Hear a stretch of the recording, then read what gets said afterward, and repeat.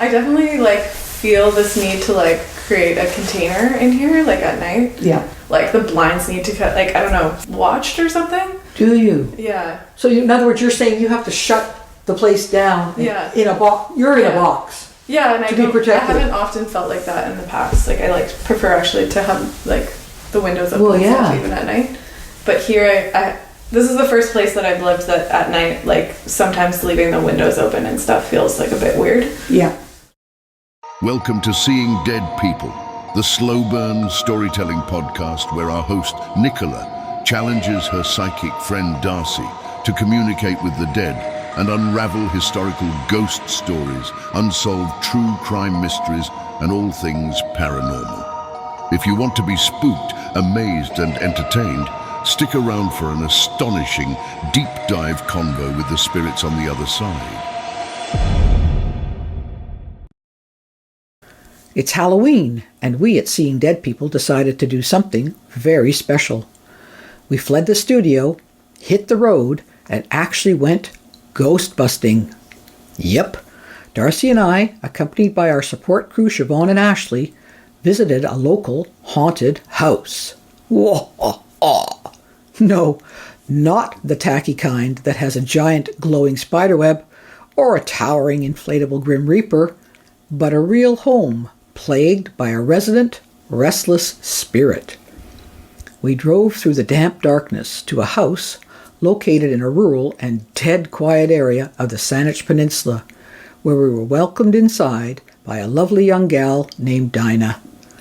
Dinah is a vibrant, creative, and hard-working local farmer, professionally growing and selling veggies, herbs, teas, and flowers at local farm markets. But when she comes home, Dinah closes and locks her doors and tugs down the blinds, wanting to protect and shut herself off from the immediate outdoors. You see, Dinah has felt, heard, and seen things she cannot understand or explain. But as you will hear, Darcy is instantly in tune with the supernatural happenings experienced by Dinah and very quickly begins to unravel the mystery that's been haunting this courageous young woman. And now, Radio Sydney presents Seeing Dead People, Episode 29, Dinah's Ghost. Yeah. Let's talk about you. Talk about your experiences, okay? Sure. Where should I start? I guess I moved in here in May. I'm actually leaving in a couple days. Oh, yeah. So I felt like, okay, if anything creepy came up, I'm leaving anyway, so it doesn't matter. You leave it for the next person. Yeah, exactly. I moved to the other side of the house in April or May, and this is brand new, this suite. Oh, is it? Yeah. I think it was a garage before. So most of the activity that, or things that I heard were over there. And I think the first time I heard anything was I actually got woken up at night, like around 3 or 3:30, and it was just like a voice that said like, hello? Hello? Hello? And I woke up and my first thought, I didn't feel scared, but my first thought was like, oh, a friend needs me. They came off the ferry and something happened. Or I was thinking like someone came at the airport. I don't know, that was just the first thing that came to my mind. And so I got up and went to the door and was like, hello?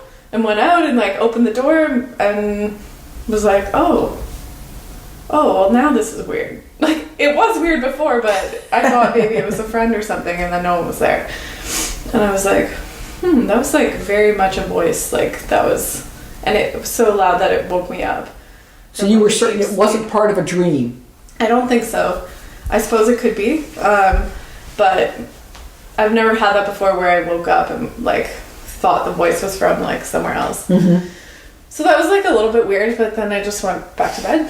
And then there was one night that was like pretty late, maybe like around 1 or something like that, and I heard like recycling bins moving and stuff outside, and I thought like, that's weird. It actually sounds like someone's moving them around. Maybe it's a raccoon getting into the recycling. So I was kind of like, oh, do I get out of bed? Do I not? I don't know. It's like a little bit weird. So I decided to get out of bed, but I did it like quietly so that if it was an animal, I wouldn't scare it away. Mm-hmm. And then like I kind of like creeped over and there was nothing there. And I was like, oh, that's weird also. And then I went back to bed. But had the cans, from your perspective, been moved? Could you tell? No, it didn't seem like it. Okay. I'm not sure if that woke me up or if I was already awake at that time. I can't really remember. And then another night, like super late at night, I heard like dishes moving and stuff. But there was also mice in the house. Oh. And I did find like poop in the cupboards. So I thought like maybe they're running across the dishes and it's clanking at night. But then it just was very loud. I was going to say, mice will not make that kind of noise. Yeah. Okay, so prior to coming up here and talking to Nicola before we came in, I did ask, did she have any idea what we were talking about? And you did mention that you thought it was a man. Mm-hmm. Okay, and I already knew that. My point of view is he's a trapper. A trapper? Yeah, someone who lived on the land, and I am getting goosebumps, so it's like he's lived on this land. He's lived in this particular area, which is why he's movable. And there's also a dog. Oh, there's a dog. Okay, because I can feel the dog brush against my leg. Oh. So, and the dog is more like, what's that one? It's not a lab because he's got a little longer hair. Like a golden retriever? Sort of, yeah, like a golden, but he's black. And I don't ever remember, so he must have been mixed with something. But I've seen a man stand behind you, and I was going to ask you, would you recognize the JG sound, like John, George? Because you may have two people here. So would you recognize? Would you recognize the JG sound? John, George, James, Jim. Could be a middle name, doesn't have to be a first. Preferably like a grandfather. Or even an uncle. So you're saying this person is close to Dinah? Not literally like sitting close, but she's close, like genetically close. Yes and no. The one is yours. The other one is the man you've been talking about. Oh. So would you have a grandfather, great-grandfather who maybe had a J, John, James, Joseph middle name?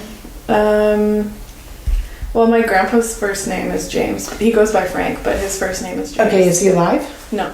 Okay, well. And my uncle's name is James. Also. Okay, well then, and is he alive? No. So then you've got those two here with you as well, looking after you. Interesting. Okay, the man, the trapper man, and I'm going to say, let's give him a name, Dan. Mm-hmm. Okay, because I can't think it's definitely a D. He belongs to the property. I have also something to add to that too. Okay, yeah. Go ahead. So then I talked to the landlord and I was like, I don't know how you feel about these things, but I've been hearing voices here and I don't think they're my own. And you're on your own. Yeah. And I was like, this is the first, I've definitely felt things before, but I've never heard something so clearly. And at that point I hadn't seen anything before. And so I told her what I had heard. And she said like, oh, that's really interesting because the couple who lived on the property before this lived here for a long time. They lived here for like 40 years or something. And the man, the husband and wife, the husband died, not on the property, but he died while they were together on this property. And right away I felt like, oh, it's him. Yeah. And I didn't ask like names or anything like that, but I was just felt like, oh, it's him. He's like hanging around. He's definitely here. Yeah. And there is absolutely no harm intended. It's more that this is his pride and joy. And they must have altered something, like either the building or something, because when I look, and I haven't seen it well enough to know, but when I look at it, it's different than how I would have seen it if I was alive. Something about the actual property or what's on the property has changed since he died. Maybe here. This, and I think the little shed where the truck is parked wasn't there either. Okay. At one point. Yeah, and then the time after that, the dog thing's interesting because sometimes when I'm up really, really late, it's like I hear something running around and I think like, we do have mice here, like I can see their poop, but it's like, it's very loud. Yeah, it's like dog nails. Maybe. That's interesting. And then I was sitting on this couch. This was kind of my like one of the the biggest kind of like interactions I had was like I was sitting on this couch and this was open, it was like a nice day out, and I was actually like crying on the couch. Oh. And I was like totally in this like crying sad space, and then when I looked up it was like whoosh, and it was like a spirit that went past, and he looked at me, and it totally snapped me out of like what I was in. And I've never seen a spirit before, like I've felt them but I've never seen anything, and it was like very clearly an old man, and I was like ah! Oh jeez. I wasn't like super scared, but I was like startled for sure. I felt a little bit like I'd been slapped in the face, but it was just like a whoosh past the door. And yeah, that was like a couple weeks ago. Wow. Yeah, I was glad he didn't come in. Your door is wide open at that moment. Do you think he's in the house, or is he only outside the house? Darcy. He's in the other house, Yeah. but he's outside this one. He's yeah, that's outside. what I felt. Yeah. Yeah. And I have a friend who also like talks to spirits and like hears things, and she told me, I told her about that I felt like something was here, and she stayed over one night and she slept on the couch, and she told me in the morning, like when I originally told her, she's like, oh, it's a man. She like knew right away as well. And she said that he didn't mean any harm. Yeah. And that she also said that there was like some sort of entity, maybe not him, but an entity that like had very intrusive thoughts, and she could hear like some of them at night. Oh. And I thought like that's something that I struggle with, so I was like, maybe you're actually like picking up on me. Yeah. And she's like, I don't think so, I think it was like something else. But yeah, that kind of concludes all of my like stories. If your friend's an empath as well, she probably is picking up on you, and it because you have a male voice inside of you that talks. So it's a more dominant voice than your voice when I hear it. So she is picking up on you. What do you mean? Do you mind if I ask what do you mean by that? She's got a male voice in her that you hear. We all have different characters and personalities. For every person we meet in life, we wear a different hat, so to speak. But when those of us who are troubled on the inside, there's another voice doing the talking that's making suggestions, that telling us to do stuff that we really don't want to do. And so you can actually literally put a little cupboard around it and lock the door. So those voices stay away from you. And that is exactly what your friend was picking up on. It's the fact that the voice was different. Right. So, you know, most people would think, okay, female, it's going to be a female voice on the inside, but not always. Okay, So- interesting. So then how would Dinah build a cupboard to put Just this that. person in? You visualize a cupboard and lock the door. But if so you're visualizing the cupboard, but how do you get the person in it? Or the voice in the cupboard to lock the You door off? build it around them. Okay, but how do you know where they are? Oh, you do. You just kind of feel them. You I guess. do? Okay, you're getting this. Like, I get I don't dig this because I don't have a voice like that in my head. So tell me what you're getting from this, Dinah. You're understanding this yeah, that idea. kind of makes sense. Like, I've never thought of it as like a different personality, but definitely like, Let me do this. Do you Yeah. have a sister? yeah, I have two. Okay. So when you're with your sister, you're different than who you are right now. One of them in particular, you're a little more reserved, careful of the words you're saying. Okay, so there's a different personality. When I'm with my daughter, when she's having one of her days, I do try to watch what I'm saying. Okay, that just shows there's another person. There's maybe a little more maturity inside of there when I'm being careful of the words I use with people I really care about. Okay, that's the same idea inside of us. There's always another little voice, like when you do a meditation and you ask Spirit to show you something. People ask me time and again, how do I know it's Spirit telling me or it's myself telling me what to do? Well, you do know, because you can tell the difference. I want to go to Scotland, so if I ask Spirit, should I go to Scotland? I hear yes, but I know that's me saying it. It's not Spirit yet. So that's how there is a difference of tone of voice. So do you know this voice in your head, the other voice in your head? So do you feel that you could enclose that literally in your mind? Do you think you could actually do that? You could find that voice and go, I'm going to put a little box around you and I'm going to slam you down? Maybe. I haven't tried that, to be honest. I know most people don't. Yeah. And it's hard, but I grew up with the idea that I had to compartmentalize everything. So I didn't know about build this castle in your brain. That's what it's called, building a castle, and you've got rooms in each castle. My daughter actually told me about it, but I didn't realize that's what it was. I'd been doing it my entire life. When I don't want to deal with something, I stick it in a box and I lock it until I'm ready to deal with it. So same idea, until you're ready to deal with how do I handle this other voice or the other thoughts. You don't have to deal with them all at once. You can take a little bit out each time and slice it, dice it, and decide, do I keep a little bit of it because maybe it gives me energy to do something. It's that creative part, and turn it into something different. Very interesting. Very. This is group therapy. But now, not what it's meant to be. But your grandfather, besides the idea that you're moving, are you actually leaving this portion of the island? No. So you're still staying in this section? Well, it'll be in Victoria, if that... Well, that's this included in portion this of the island. section, yeah. He prefers you down this way because of the energy. It makes sense because it's rural and he grew up in Yeah. a rural place. So, but wherever you go, he's going to be there too.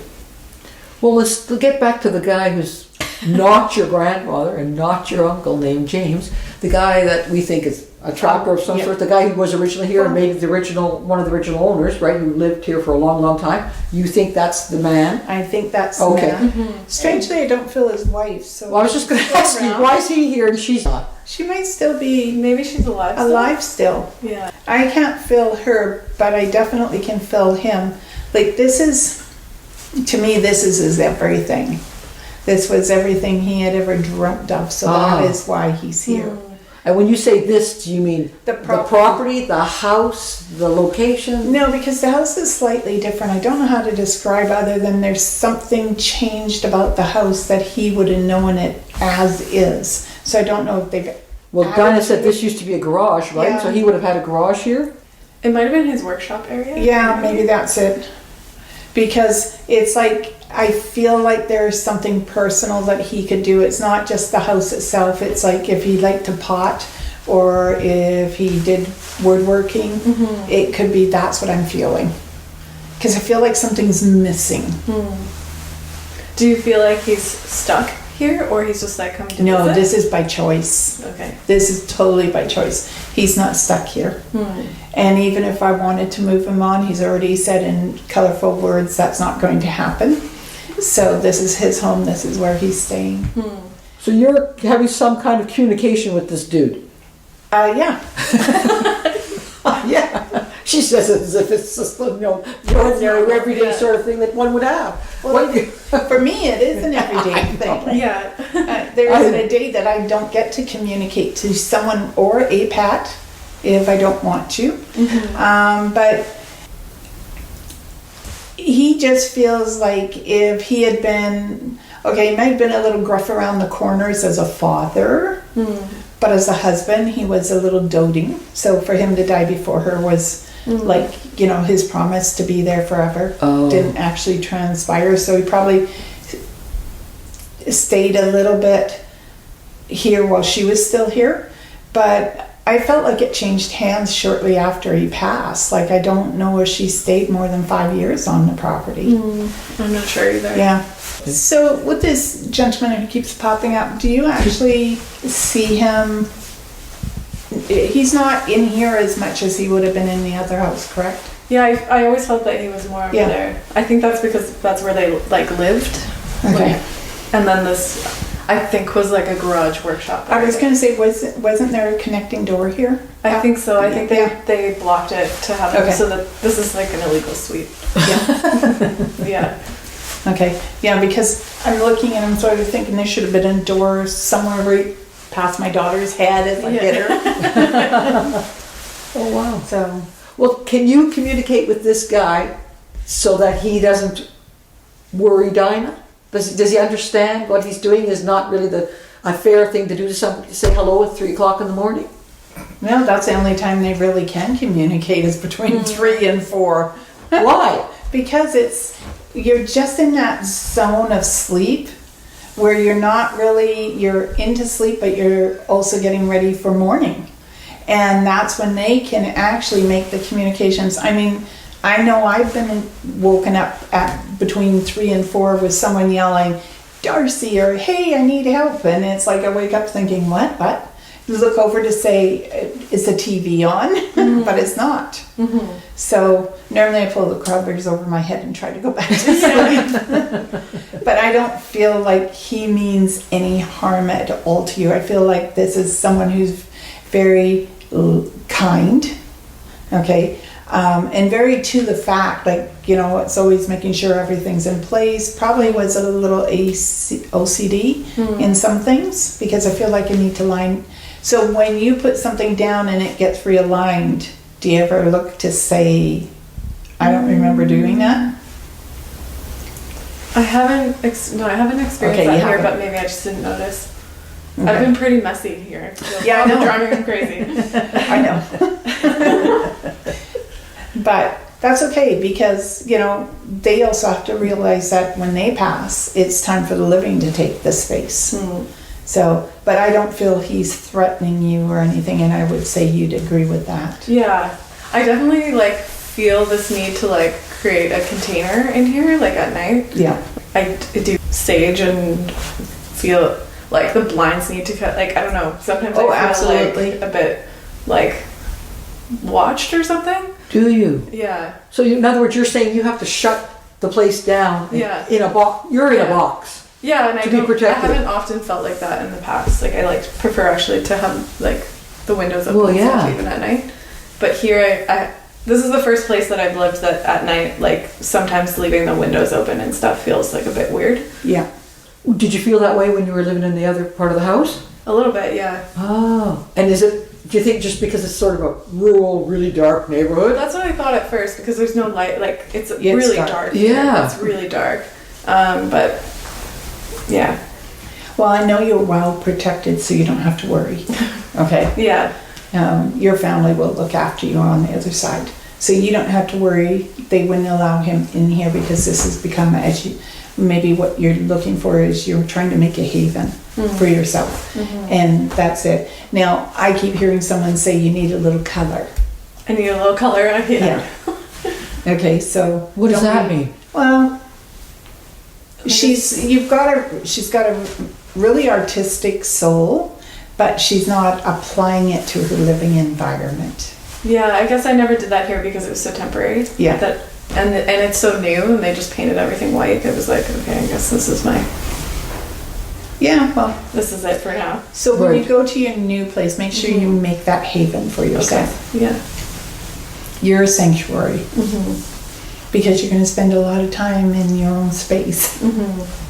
But you're always, sorry about this, but you probably always see ghosts now that you've seen one. Oh, really? Dang. I wasn't sure I wanted to. Well, then make it known.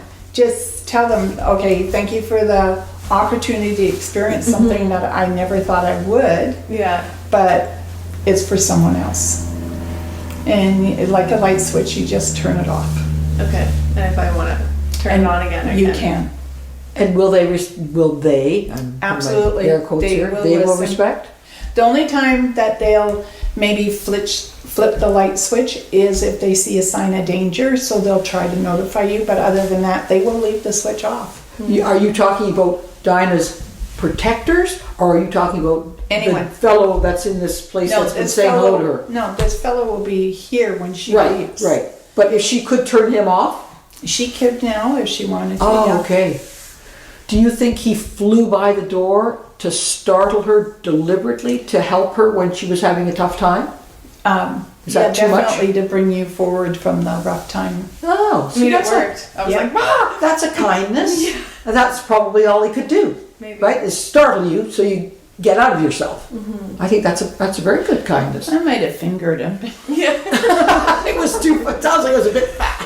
I mean, it did like, I got up after it. I was like, okay, well, I guess we're going to move on now. So, There you go. Pity party is over. I was like, I need to tell someone about this. Yeah. I think you're handling this incredibly well, Dinah. I have to Thank admit. you. Oh, I mean, I don't think I would be very happy to hear a sound like hello, and then have somebody dash by a door or hear scuttling noises.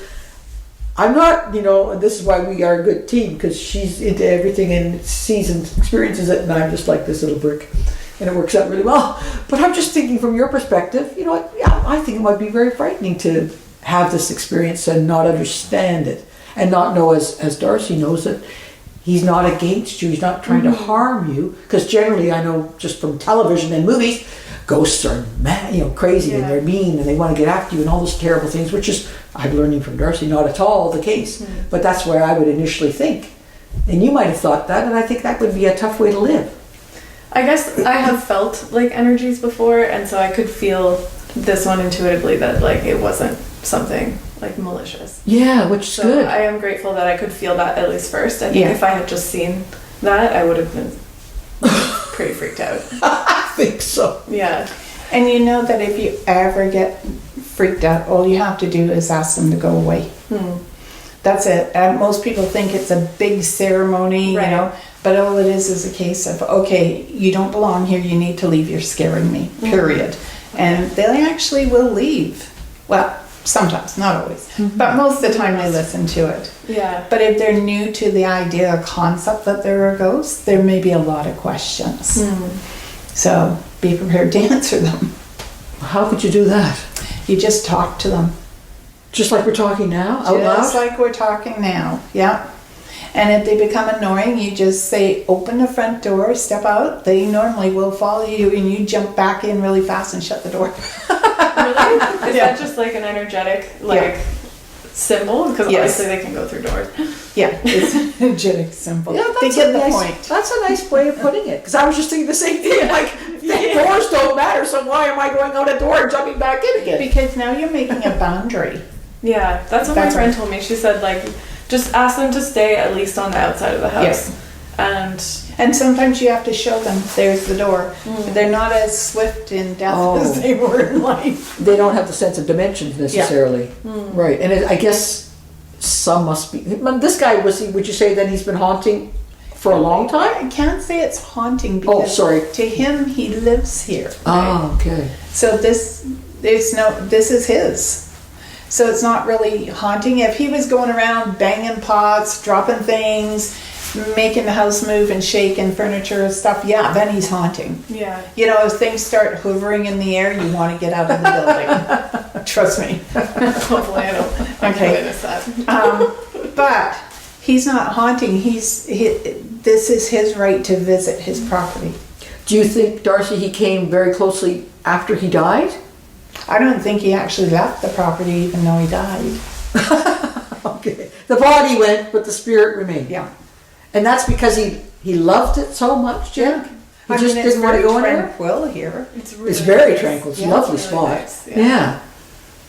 Well, then how come everybody on the block doesn't do that? Because some people are just ready to move on. Oh. Some people are ready to see what else is out there and the possibility of coming back and experiencing something new.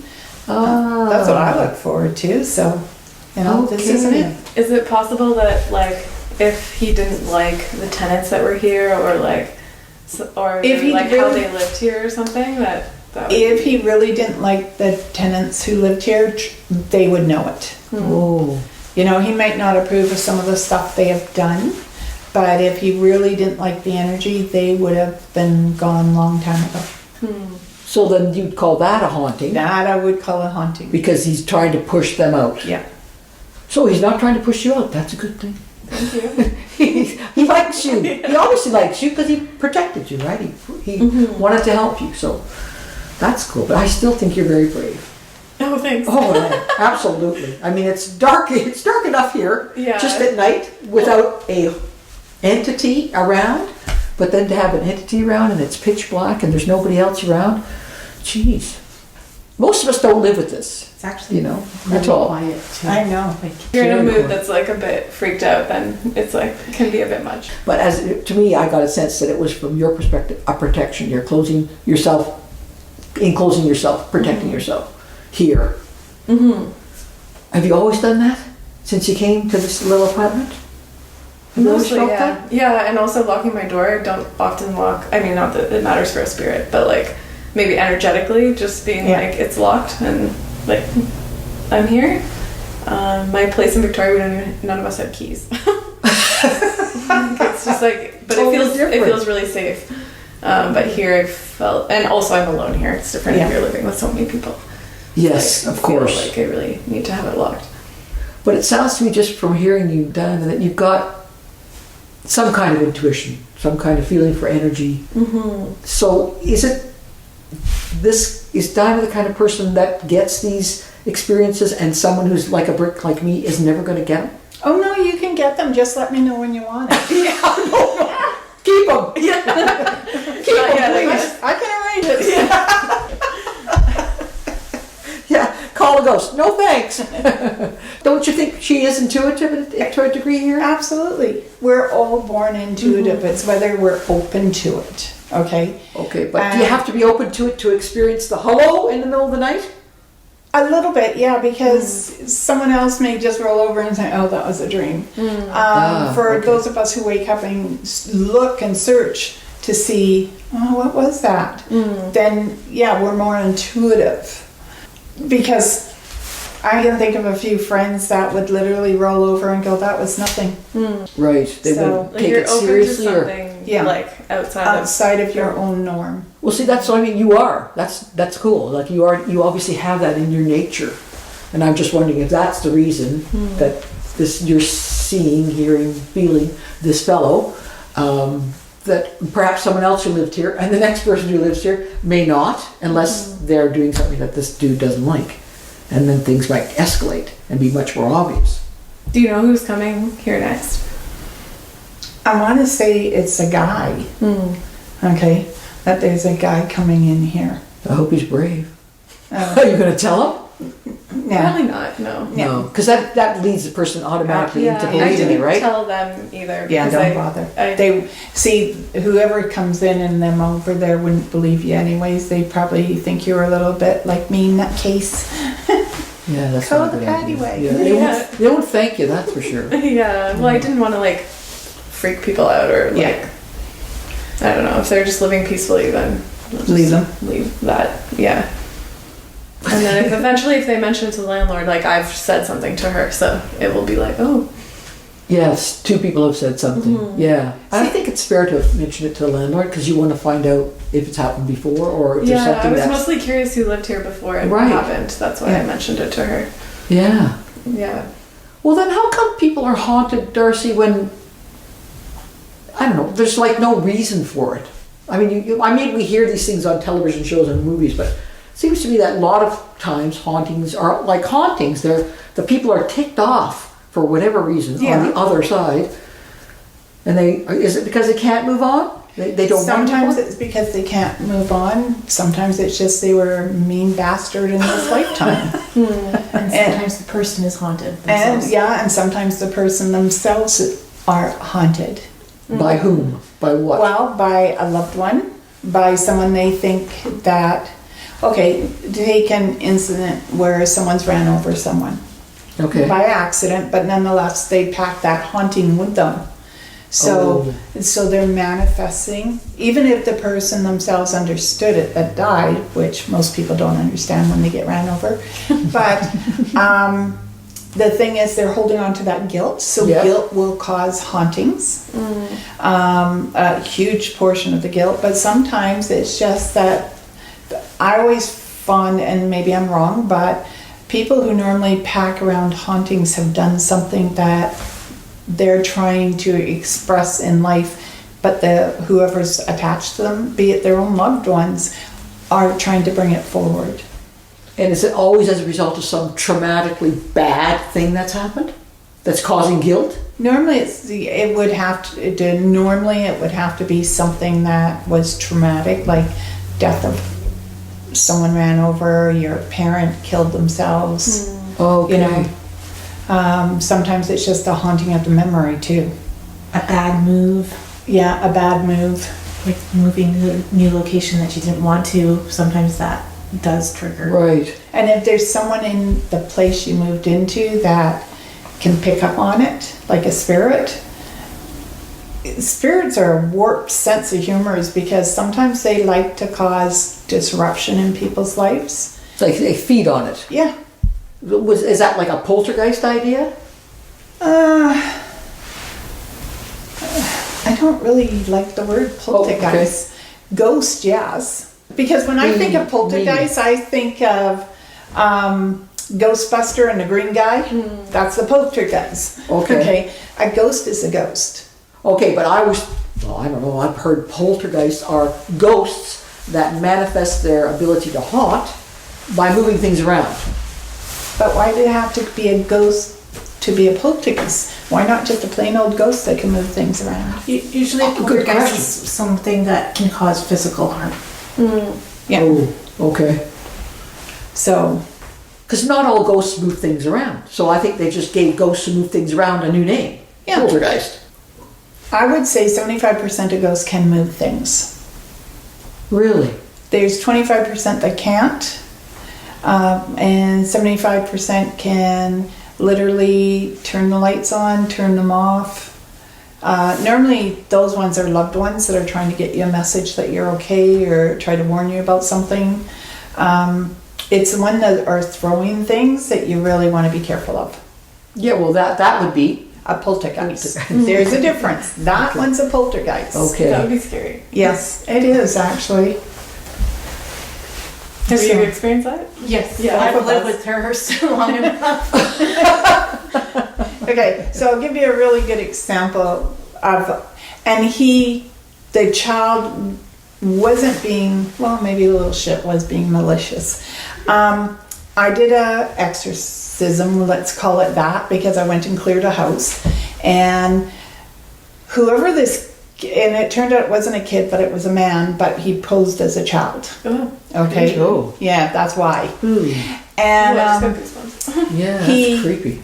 was in the kids' room, and the little boy was getting pinched at night. So when I went in, and I then turned to come out of the room, now my cell phone was downstairs on the table as you walk in because I didn't think I was going to need it. She had a dog who was crossed between Saint Bernard and he was huge. He came up to my hip, and I've got 36-inch legs, so it gives you an idea how tall he was. I went to leave the room, and he's growling at me. And I stopped, and I had to get down on the floor and talk to him and walk like a dog out of the room so the dog wouldn't bite me. Yeah, I remember you telling me that When the scary sound of the story. ghost. No, Oh. the dog could see the ghost behind me. Oh. So I had to get lower than the ghost. And when I came out, the dog was all fine. And then I went out, told him, "You're good now." I said, "I don't want this following me home." I wasn't so lucky. I came home that night. Things were being moved, shifted everywhere. At one point, I finally gave up at 3 a.m, got on the floor and put the blanket over my head and said, "I've had enough of this." And left the lights on and everything just so they couldn't turn them on and off. And all of a sudden, whatever it was, grabbed the corners of the blanket and lifted it off of me and like this. Jeez. And I sat up and I went, "I've had enough. Get out." And they left. And Oh my god. so he wasn't so much a poltergeist but a ghost, and he was mad because I removed him from his entertainment. Right. He was pinching. malicious though. The kid. Yeah, but Yeah. in real life we would peg him as a pedophile. Oh. Oh. In Well, it's real a good life. thing you got rid of him. So, and that was like, I've had weird things like that after I've done a removal of a ghost from a house. And so those ones, they're not so much poltergeist as they're ghosts that all of a sudden, they've lost their attraction. So as a ghost, or let's call him poltergeist, to a little boy, he would pinch him at night. And so he was actually causing welts and stuff. Poor kid. Oh my god. Jeez. So Poor child. Yeah. Yeah. Exactly. Since then, they've been okay. So, and there are various other things. This guy here, that's not at all his style, and that's nothing you're going to have to ever worry about. Is he ever going to plan to move on to the other side? No, he likes it here. And you don't have to. You don't have Does he to. like go sometimes and leave? And then Yeah, come he back? does go and leave and come back. Do you feel that? Sometimes. Yeah, like, the property. Sometimes I feel that he's not here. Yeah, the energy shifts on the property. Oh, cool. So he can go and come at any time, but this will always be his, when he's upset, this is where he comes. Oh, this is his sanctuary. Yeah, Obviously, he loved it. Yeah. so So what's the best way to protect yourself from, like, maybe not necessarily this particular one, but like... I basically ground myself. Once I'm grounded, I ask for protection and guidance, a white shell around me like an egg to protect me. And I do this when I travel, when I fly, everything, because it protects. Okay. And I, strangely enough, do the Lord is my shepherd prayer because I grew up with it and it seems to help. What do you So- mean by when you say you ground yourself? Well, you make sure your chakras are all aligned. Well, oh, okay, wait a Okay. second. I've heard the term chakra. I'm just casually mentioning. I'm just going to align my chakras now. Yeah. But you do. What is Actually, that? that's Come how on. easy it is. You already did it. I didn't even know it. That's how easy it is. It is because we have 7 chakras, starting at your crown to your base chakra. Each chakra has a color, and I know red, orange, blue. Is this one green? Yellow. Yellow. Oh yeah, yellow. See, you know this Yellow, stuff. You know this green. stuff, that. Green and blue. Blue, and then violet, and then white. Or Yeah. Okay, so for Okay. those of us who are total ignorant people and have heard the term, what is a chakra? It's You know an- it has colors. That's all I can tell you now. it's an energy source inside of our body. And we have that many of them? Yes. Why Actually, they Well, found- have even more. Yeah, I was gonna say they just found more. So Just they did, and so basically, you know, when you hear people saying their heart is sick. yeah. Okay, it means your heart chakra is out of alignment. So instead of being true center, it could be to the left or the right. Okay, I did that backwards, but Yeah. anyways, or Right. it could have come down a little. Same with you have trouble with your stomach, Right. like that means your chakra is out of alignment, and it just keeps going on. So for me, what I do is I tell people, get a piece of dental floss or a string, and you make a piece long enough that it goes So you're plumbing. there to there. Yeah. And then you snap it, turn it one way, then turn it the other, snap it again, and then you can throw it up because you just aligned yourself. Oh, really? It's that easy. You go and pay a lot of money to get your chakras aligned. Is that just like an energetic symbol? Like Yes. you're telling the, like, Yeah. okay, we're going back. Yeah. Back in line, guys. That's basically it, because when you go in to have a person align your chakras, all they do is use the energy to push the chakra and to mold it and put it back into alignment. And you can do the very same thing with the thread, the dental floss, whatever you want to use. In my case, I just sit up, hold in my stomach and go, align. But then I've been doing it for years. Yeah, okay. So that's your grounding. That's my Your grounding step. And But- then you do the eggshell thing. Okay, but your feet have to be flat. You cannot have anything crossed. Okay. And then once you've aligned that, then you just visualize the root of my feet, the roots from my feet grow into the ground. So now I'm solid. I've got an oak tree behind me and I'm solid. And then I see the eggshell coming up from under the earth all the way around me, covering my sides and down through the earth, and now I'm protected. Wow. And as I did that, I can see You can it. see it. I can feel it. I can feel the warmth of it doing that. Well, why don't you go through life like that all the I time? do. You're gonna be Oh. joking. You do. Like you're in an eggshell all the time, Darcy? Yeah. That's why sometimes I can't hear people. Selective That's hearing. great. Isn't that right? Yeah. Well, when do you step out of the eggshell? When no one else is around me, because then I'm allowed, and they're again another type of personality, because in the eggshell I'm protected. When I step out of it, it's because I'm going to do something I might regret later down the road, but then again, I don't believe in regret. Okay. If I do it, I do it. Right. But if you step out of the eggshell, I guess you're at risk then. Yes, And totally. is that when you can be affected by entities? Yes. So if you came in here to see us, I never come into another person's house without protection. Even if you're trying to connect with. Absolutely. Yeah, well, I'm just going to say, how do you connect through your eggshell? I can connect through the eggshell. It's just something. But they can't get at you? Like, what is the protection of it then? Connect. When I say they can't connect to me, they can't enter my body. They can't attach themselves. And even with Ashley, she can't come in. I protected her before she walked through the door, because we are susceptible to being tagged, I guess is the way I want to call it, right? By spirit. Octopus. Yeah, Yeah. like an octopus. Yeah, They somebody, can they reach can out and- attach on you. Yeah. Yeah, And grab onto you. like a sucker fish. Right. And so I don't want that. I don't need it. No, I could think, no. And so, but if I saw it on someone, I would actually ask to take it off. What would you see? It would be a black shape, depending on the energy source. It's either black, it could Really? be colorful.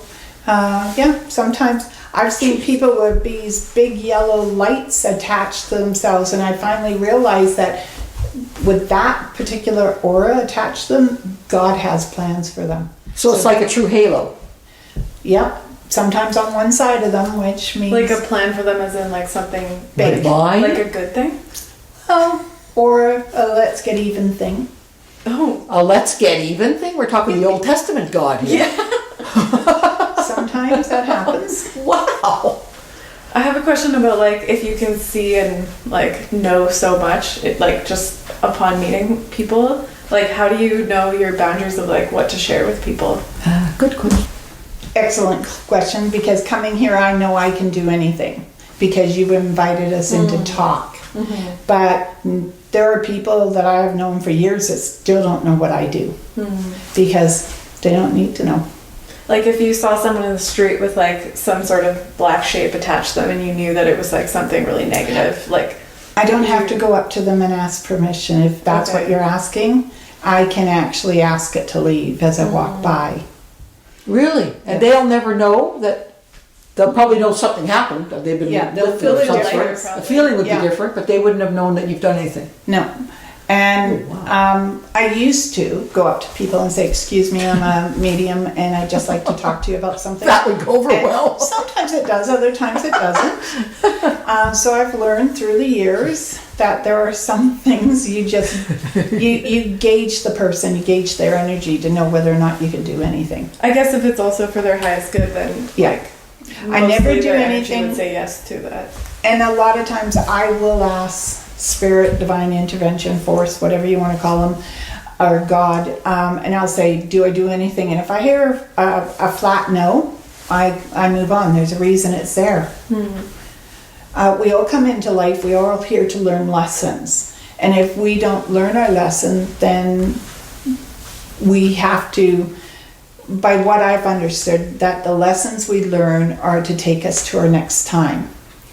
It's like when you meet people, you know, and okay, you know how sometimes you meet someone and they annoy the crap out of you and you don't know why? Because their energy is similar to your energy and you're supposed to learn from them that this is something you've got to let go of. Okay, and I'll use one of the guys I used to work with years ago. He was like the frickin' Energizer Bunny. Like he'd come in and he'd just drive me nuts and I'd go home and say, it's driving me crazy. And then one day I was in the office, I'm sitting there and I said, okay, what is it about him that I'm not handling or I'm not seeing? And all of a sudden they told me and I looked and I went, oh my God, I'm looking at myself. I must be driving people crazy. So you were the other energetic bunny.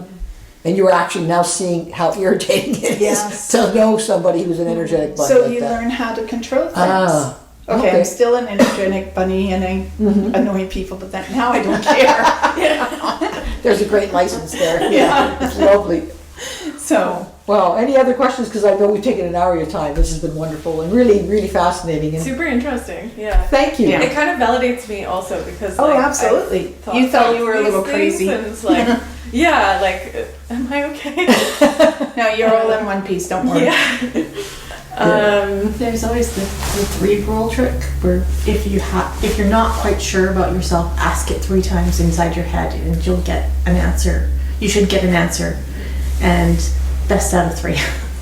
Like, what would be the question? Like, Are you friendly? Are you friendly? Are you friendly? Right? Yeah.